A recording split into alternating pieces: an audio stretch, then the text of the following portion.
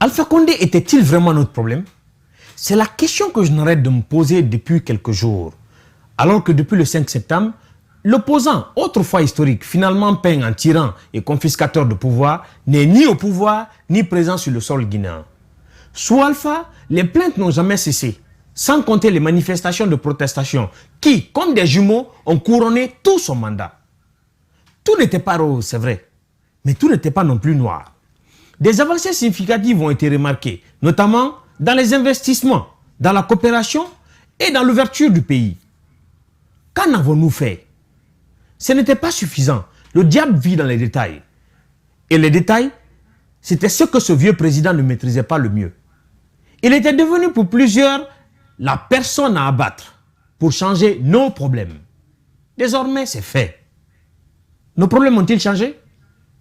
Le premier devoir d'un peuple est de s'interroger, se remettre en question. Malheureusement, le nôtre n'en fait pas et n'y pense même pas.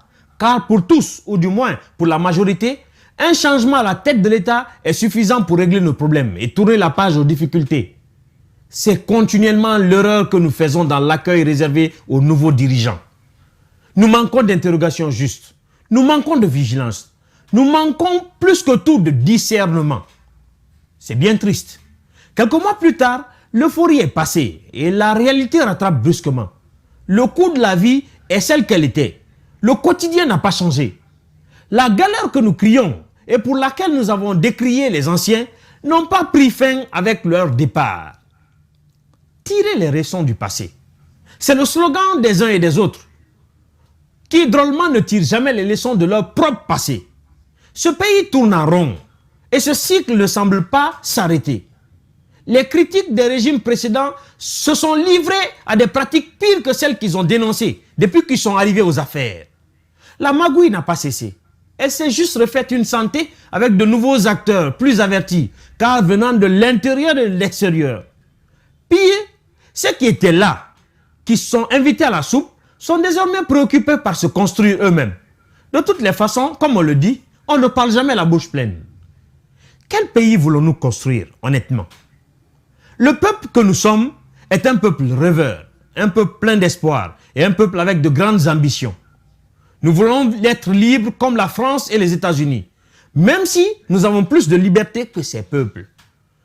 Nous voulons être riches comme les Émirats arabes unis ou la Suisse. Ce que beaucoup ne savent pas, c'est que nous sommes plus riches que ces deux pays réunis.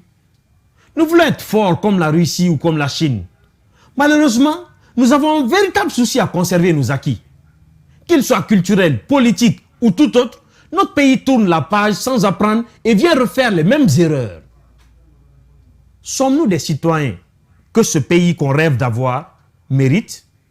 Pour y répondre, chacun peut évaluer ses ambitions pour ce pays, puis se regarder dans le miroir pour savoir si nous sommes des citoyens de notre pays de rêve.